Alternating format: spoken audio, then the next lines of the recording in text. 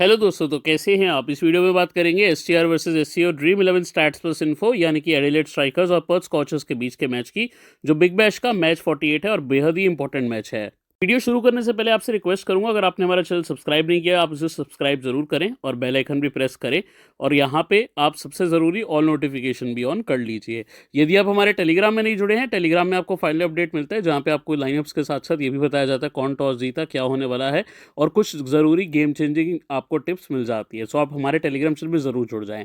अब बात करते हैं वेन्यू की। दोस्तों, एडिलेड ओवल के ये मैदान पे काफ़ी ज़्यादा रन्स बने हैं इस सीज़न। सबसे अच्छे रन जो मैं कह सकता हूँ इस ग्राउंड पे ही बनने को मिले हैं। अगर आप देखेंगे लास्ट कुछ मैचेस में स्पिनर ज़रूर गेम में आए हैं, और जब जब रन रोकने की ज़रूरत होती है कप्तान स्पिनर्स को यूज़ कर रहे हैं। आप देखेंगे करंट सीजन में यहाँ पे मैच नंबर 2 हुआ था जहाँ स्ट्राइकर्स ने 184 करके डिफेंड किया था, थंडर ने 150 किया था और स्ट्राइकर्स ने उसे ईजी चेस किया था। यहाँ पे कम स्कोर बने थे थंडर के द्वारा। देन यहाँ पे हाई स्कोरिंग, देन यहाँ पे कुछ ज़्यादा ही हाई स्कोरिंग हो गया मैच 30, देन अगेन 200 रन बन गए। लेकिन पिछला मैच जो हुआ उसमें 150 ही कर पाया हिट, लेकिन वो भी उन्होंने डिफेंड किया। तो ये आपके मन में एक सवाल आ सकता है, क्या इतने मैचेस के बाद विकेट थोड़ी स्लो होने वाली है, या एक पर्टिकुलर सरफेस ऐसा था, या उस दिन टीम्स खराब खेली। मेरे हिसाब से थोड़ा सा तो फर्क पड़ा है, लेकिन इतना फर्क नहीं कि 160 170 नहीं बनना चाहिए। इतना स्कोर तो आप एक्सपेक्ट कर सकते हो, स्पेशली एडिलेड की विकेट पे। स्पिनर्स की थोड़ी सी जो यहाँ पे इकोनॉमी है बेहतर रही है फास्ट बॉलर्स के मुकाबले में, तो स्पिनर्स को टीम यहाँ पे यूज़ करके लगाम लगा रही है बल्लेबाजों को कि भैया चौके छक्के मत मारो एडिलेड के ग्राउंड पे। 70 में से दोस्तों 43 विकेट्स फास्ट को गई हैं, 23 स्पिन को, 4 रन आउट हुए हैं। पिछले अगर आप देखोगे मैचेस तो 2 मैच में लगातार स्पिन को ज़्यादा विकेट मिली थी, लेकिन लास्ट मैच में फिर फास्ट की यहाँ पे 13 आई और 5 स्पिन को। दोस्तों, यहाँ पे स्ट्राइकर्स और स्कॉचर्स दोनों का जो कंपटीशन रहा है, जो राइवलरी रही है, बहुत टक्कर के रही है। 21 में से 11 मैच स्कॉचर्स जीती है और 10 बार स्ट्राइकर्स जीती है। लेकिन इस साल होने वाले मैच में यहाँ पे बाजी मारी थी स्कॉचर्स की टीम ने, और क्यों मारी थी वो भी हम देखेंगे। लेकिन इससे पहले हेड टू हेड में टॉप स्कोरर्स कौन रहे हैं। एलेक्स कैरी 8 मैच में 284 with 2 half centuries, Weatherald 11 match में 274 with 2 half centuries, Ashton Turner 17 match में 261 2 half centuries, Josh Inglis 7 match में 211 2 हाफ सेंचुरीज। लेकिन कैमरन बेनक्रॉफ्ट ने 8 मैच में 187 रन किए 23 के एवरेज से। ट्रेविस हेड ने 9 मैच में 178 22 के एवरेज से, एक अर्धशतक है, ठीक है। और मैथ्यू शॉट 8 मैच में 170, जिसमें एक इनिंग्स में इनकी बल्लेबाजी आई नहीं थी, लेकिन एक हाफ सेंचुरी इनकी जरूर है। मोस्ट विकेट्स में झाई रिचर्डसन 8 मैच में 15 विकेट, एंड्रयू टाई 12 में 15, जेसन बेहरेंडॉफ 12 में 14। अब देखो एंड्रयू झाई तो है नहीं, तो एंड्रयू टाई और जेसन आपके लिए इंपॉर्टेंट बन रहे हैं। एस्टन आगर 10 में 12, वेस्ट आगर 6 में 9 और मैट कैली 5 में 8। पिछला मैच एक लो स्कोरिंग मैच गया था जहां पे स्कॉचर्स की टीम ने 133 पे स्ट्राइकर्स को रोककर मैच जीत लिया था। एस्टन टर्नर ने 48 नॉट आउट किए थे उस मैच में, क्रिसलिन ने 35 किए थे लेकिन अब अवेलेबल नहीं है। Andrew tie 3 wicket, Henry Thornton ने 2 विकेट और मैथ्यू शॉट ने 16 रन और 2 विकेट निकाले थे। अब एडिलेड स्ट्राइकर्स के प्लेयर रोल्स आप देख रहे हो, इसमें हर एक प्लेयर का रोल आपको दिखाओ यहाँ पे लिखा हुआ मिल रहा है। आप किसी भी प्लेयर का रोल रीड करना चाहते हो कर सकते हो, लेकिन मैं आपको लेके चलता हूँ यहाँ पे स्कोरिंग के ऊपर। तो ट्रेविस हेड ने भैया 2 मैच खेले, 1 और 5 सिंगल डिजिट्स में आउट हुए हैं। हालांकि प्लेयर अच्छे हैं, एडिलेड में वैसे ही रिकॉर्ड अच्छा है। देख सकते हो कि अभी तक परफॉर्मेंस नहीं आया इस सीजन, लेकिन ट्रेविस हेड बहुत अच्छे प्लेयर हैं। हेड टू हेड ही नहीं, हेड आपको शायद 3 मेंबर भी जितवा देंगे। तो प्लेयर अच्छे हैं, ज़रूर ट्राई करने लायक है। अगर मैं मैथ्यू शॉट की बात करूँ, वो इस टीम के सबसे इंपॉर्टेंट प्लेयर रहे हैं। 84 65 100 38 20 39 40 रेगुलर स्टार्ट्स दिए हैं इस सीजन में, रेगुलर अच्छा परफॉर्मेंस आ रहा है। हालांकि सामने लास्ट टाइम उन्होंने स्कॉचर्स के स्ट्रगल किया था, लेकिन स्कॉचर्स की जो बॉलिंग लाइनअप है वो किसी भी प्लेयर को तंग कर सकती है। One of the best bowling attack है, तो ये आपको पता होना चाहिए। एलेक्स कैरी 2 और 54 रन, देन एडम होजे ने यहाँ पे ठीक ठाक स्टार्ट्स किए हैं, ठीक है। इसके अलावा कॉलिन डी ग्रैंडोम है, यहाँ पे कैली है, बेन मेनेंटी, कैमरन बॉयसे, वेस Agar, Harry Conway, Henry Thornton. इनका टॉप 6 तो अच्छा है, पर्टिकुलरली टॉप 5, लेकिन उसके बाद बल्लेबाजी इनकी वीक है। तो अगर इनका टॉप ऑर्डर को अगर स्कॉचर्स रोक देती है तो भैया काफ़ी खामियाजा भुगतना पड़ सकता है। लोअर ऑर्डर इनका स्ट्रॉन्ग नहीं है। बाकी बेंच पे आपको क्रिसलिन मिलेंगे, क्रिसलिन अवेलेबल नहीं है अब, तो उसको देखने का मतलब नहीं है। पीटर सिडर अब स्क्वाड में जुड़ गए हैं, ध्यान रखना, हो सकता है इस मैच में खेले। अगर मैं बॉलिंग की बात करूँ, वेस आगर ने हर मैच में ऑलमोस्ट आपको 4 ओवर दिए हैं। लास्ट मैच में 20th ओवर भी किया, इंपॉर्टेंट है। हेनरी थॉर्नटन को 3 ही ओवर मिले पिछले मैच में, मैथ्यू शॉट को 2 ओवर मिले, 4 ओवर मिले हैरी कॉनवे को, ग्रैंडोम को 2 ओवर मिले और 1 ओवर मिला बेन मेनेंटी को, 4 ओवर मिले कैमरन बॉयसे को। कुछ ऐसी सी टीम की कहानी रही थी पिछले मैच में, किसने कितने ओवर किए इससे आपको आइडिया लग रहा है। लेकिन यहाँ पे 20th ओवर वेस आगर ने डाला था, ये जानना इंपॉर्टेंट है आपके लिए। अब एडिलेड के फुल स्टैट्स प्लस इन्फो पे एक बार गौर कर सकते हो। मान लो आपको किसी प्लेयर का स्टैट रीड करना है, जैसे कि लेट्स से आपको एलेक्स कैरी का 103 मैच 89 इनिंग्स 2229 रन 28 एवरेज 2 शतक 11 अर्धशतक है। इसी प्रकार आप किसी का भी स्टैट्स रीड कर सकते हो। एडिलेड स्ट्राइकर्स के लास्ट ईयर के स्टैट्स भी देख सकते हो, ठीक है। अब मैं आपको लेके चलूंगा यहाँ पर्थ स्कॉचर्स के ऊपर। पर्थ स्कॉचर्स अभी तक के लिए बेस्ट टीम रही है इस साल अलॉन्ग विद सिडनी सिक्सर्स, काफ़ी अच्छा खेले हैं ये। एक बार आप गो थ्रू कर सकते हो इनके प्लेयर रोल्स के साथ। बाकी लाइनअप में मुझे ज़्यादा चेंजेस दिख नहीं रहे। एक चीज़ बहुत इंपॉर्टेंट आपको बता देता हूँ जो शायद आपको ना पता हो और शायद आपको एक एक्स्ट्रा एज दे। एरन हार्डी ने अगर आप देखा होगा पिछले कुछ मैचेस में बॉलिंग नहीं करी है। पीयूष भाई क्या पता वो एज बैट्समैन ही खेल रहे हो, बिल्कुल वो एज बैट्समैन ही खेल रहे थे। ऐसा नहीं था कि वो ओवर कर नहीं सकते, वो इंजर्ड थे, उनको थोड़ा सा प्रॉब्लम था जिस वजह से वो ओवर नहीं कर रहे थे। वो प्रॉब्लम ओवरकम हो गई है। एरन हार्डी आपको डायरेक्ट बॉलिंग करते दिख सकते हैं, ठीक है, डायरेक्ट। यकीनन तौर पे मेरे को लगता है ज़्यादा लोगों ने आपको ये न्यूज़ नहीं दी होगी कि एरन हार्डी फिट नहीं थे बॉल होने के और अब फिट हो गए हैं, बॉलिंग करने सकते हैं ज़रूरत पड़ी तो। 5-6 बॉलर इनके पास पहले ही रहते हैं, ज़रूरत पड़ी तो रन्स तो कर ही रहे हैं, बॉलिंग भी कर सकते हैं। और रन्स आप देखो कितने तगड़े कर रहे हैं, 90, 65, 57, बहुत तगड़ी फॉर्म में है, बहुत बढ़िया खेल रहे हैं ये खिलाड़ी। बाकी जॉश इंग्लिश है, ये भी बहुत अच्छा सपोर्ट कर रहे हैं, रन स्कोरिंग अच्छी हो रही है। एस्टन टर्नर को ज़्यादा बल्लेबाजी मिल नहीं रही। देन निक हॉब्सन है, एस्टन आगर है, मैट कैली, एंड्रयू टाई, जेसन बेरेंडॉफ और यहाँ पे लैंस मॉरिस।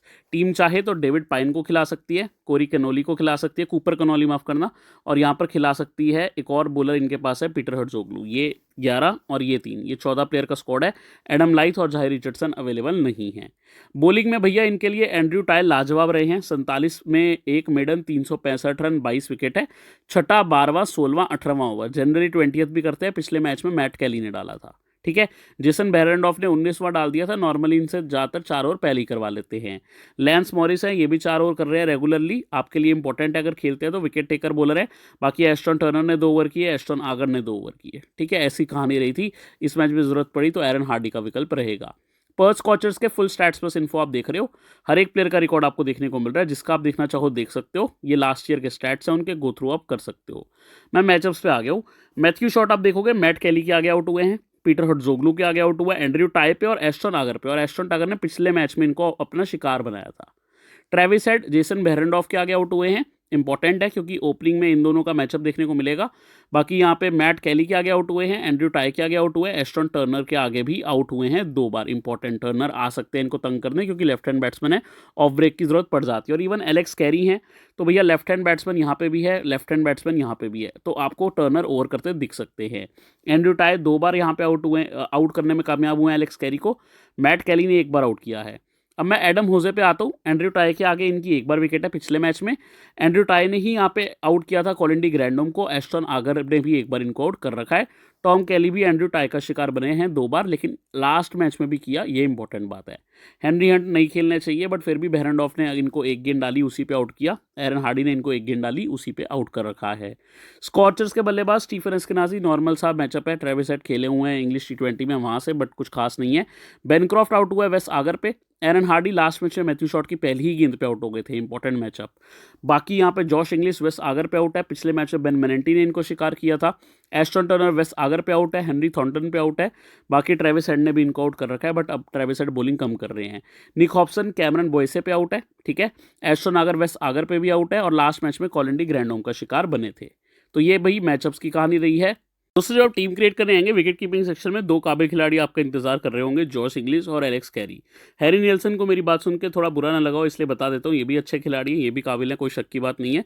बट ये अभी खेलने नहीं वाले क्योंकि इंग्लिश और कैरी रेगुलर क्रिकेट खेल रहे हैं और दोनों ही काफ़ी ज़्यादा अच्छे हैं। दोनों ऑस्ट्रेलिया के कलर्स में भी हमें दिख चुके हैं, इंटरनेशनली ऑस्ट्रेलिया के लिए खेलते हैं। अगर मैं बात करूँ T20s में दोनों ने अच्छा परफॉर्मेंस दिया है, इसीलिए मैं दोनों को लेकर चल रहा हूँ। फॉर्म भी दोनों की अच्छी रही है। कैरी पिछले मैच में ही 50 करके आ रहे हैं, यहाँ पे इनका रिकॉर्ड एडिलेड के ग्राउंड पर बहुत अच्छा है और इंग्लिश की फॉर्म अच्छी है, तो दोनों को मैंने लिया है।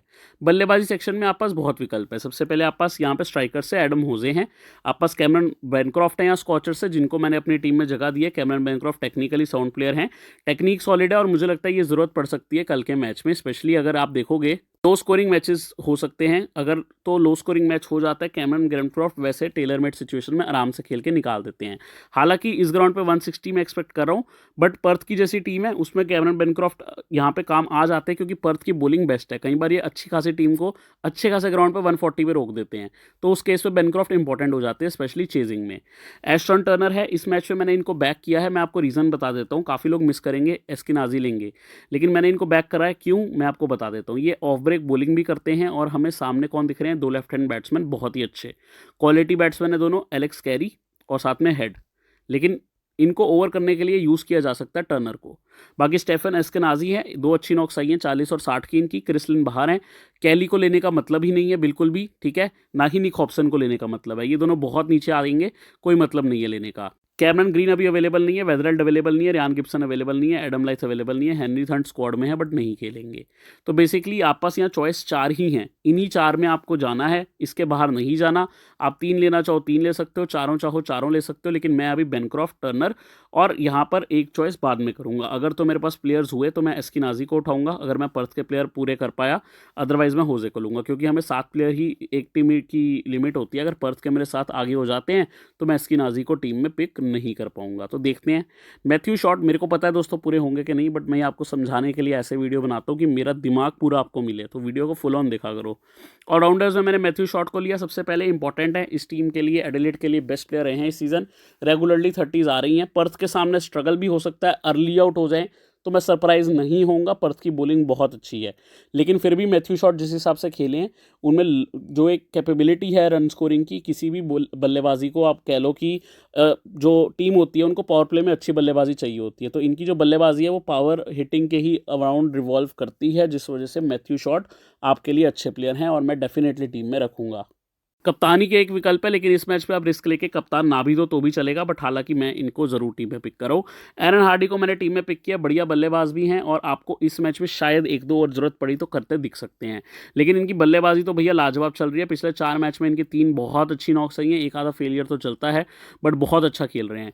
कॉलिन डी ग्रैंडोम ने लास्ट मैच में 2 ओवर डाल दिए, 3 डाउन पे भी आते हैं, एक विकल्प रहेंगे, लेकिन मैं गया हूँ दोस्तों ट्रेविस हेड के साथ। ट्रेविस हेड आपको यहाँ पे स्ट्राइकर्स की टीम से बेहद ही इंपॉर्टेंट बल्लेबाज देखने को मिलते हैं। ओवर ये नहीं कर रहे, लेकिन आपको ये ओपनिंग करते दिखेंगे। एडिलेड के ग्राउंड पे इनका रिकॉर्ड काबिले तारीफ है, मैंने जरूर अपनी टीम में बैक किया है मिस्टर ट्रेविस हेड को।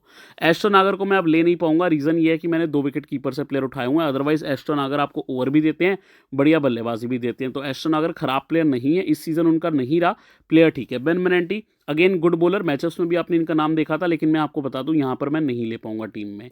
बाकी यहाँ पे कनोली स्क्वाड में है बट खेलने के चांस कम है, क्रिस सेबर्ग स्क्वाड में नहीं है। बॉलिंग पे आ जाते हैं। देखो बॉलिंग में आपको कुछ प्लेयर बहुत जरूरी है, जैसे एंड्रयू टाई एकदम इंपॉर्टेंट प्लेयर हैं, काफ़ी लोग इनको वीसी भी कर सकते हैं क्योंकि ये डेथ में आते हैं। पिछले मैच में 20th नहीं मिला, कोई बात नहीं, लेकिन जनरली ये 19-20th में एक ओवर तो डालते हैं, ठीक है। तो एंड्रयू टाई को आप देखोगे टाई करने का ही काम मिलेगा, ओपोनेंट के रन्स, तो ये काम वो कर सकते हैं बखूबी। बाकी यहाँ पे बॉलिंग में वेस आगर है, जेसन बेरेंड्रॉफ है, हेनरी थॉर्नटन है, मैट कैली है। देखो यहाँ पर मैट कैली मेरे को बहुत पसंद है, 20th ओवर भी इन्होंने डाला था, तो मैं डायरेक्ट चॉइस यहाँ मैट कैली की कर रहा हूँ। अब यहाँ पे जेसन बेरेंड्रॉफ है, अगर तो मैंने बेरेंड्रॉफ को ले लिया तो भैया मेरे को यहाँ पे फिर होजे ही उठाने पड़ेंगे, लेकिन मैंने अभी रिस्क लेके बेरेंड्रॉफ को ना लेके वेस आगर को लिया। ये बहुत बड़ा रिस्क है बट मैंने ये रिस्क फिलहाल लिया है। आप चाहो वेस आगर की जगह हेनरी थॉर्नटन का भी सोच सकते हो, लैंस मॉरिस का भी सोच सकते हो अगर खेलते हैं तो। बाकी टीम में एक और बॉलर है डेविड पाइन, इनके ओवरसीज बॉलर हैं। अब ये प्लेयर्स ना रोटेट हो रहे हैं इनके फास्ट बॉलर, तो किसी मैच में मॉरिस रेस्ट करते हैं, किसी मैच में यहाँ पे बेरेंड्रॉफ रेस्ट करते हैं, तो वो देखना रहेगा किसको रेस्ट करवाते हैं इस मैच में।